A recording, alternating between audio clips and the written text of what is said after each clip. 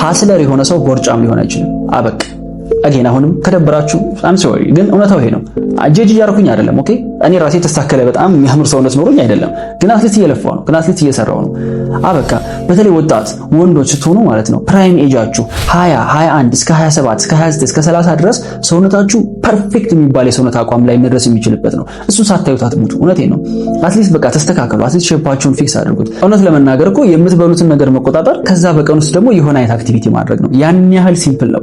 ወክ ማድረግ የማይችል ሰው የለም። እግር የሌለው ወክ ብታረጉ፣ የምትበሉትን ካሎሪ ብትቀንሱት፣ ይሄ የምትበሉትን ጀንክ ያሁን ብዙ ብር ከፍላችሁ የምትበሉትን ጃንክ ምግብ ብትቀንሱት ሰውነታችሁ ይስተካከላል። ሰውነታችሁ ሲስተካከል ሰዎች ያምኗችኋል፣ የምትለብሱት ነገር ያምርባችኋል፣ በቀላሉ ዴት ማድረግ ትችላላችሁ፣ ሸክም መቋቋም ትችላላችሁ፣ ስትረስን መቋቋም ትችላላችሁ። በጣም ብዙ ጥቅሞች ነው ያሉትና የምር ጄኑዊንሊ ሃስለር ነኝ ብሎ የሚያስብ ሰው ስፖርት መስራት አለበት። አበቃ። ሰውነቱን ሊያንቀሳቅሰው ይገባል። በተለይ ደግሞ ጫና ሲበዛባችሁ ማለት ነው ሰውነታችሁን በስፖርት ስታስጨንቁት ያ ስትረስ ብን ብሎ ነው የሚጠፋው። በሱስ ከማቃጠል ይልቅ በዚህ ራሳችሁን አቃጥሉት።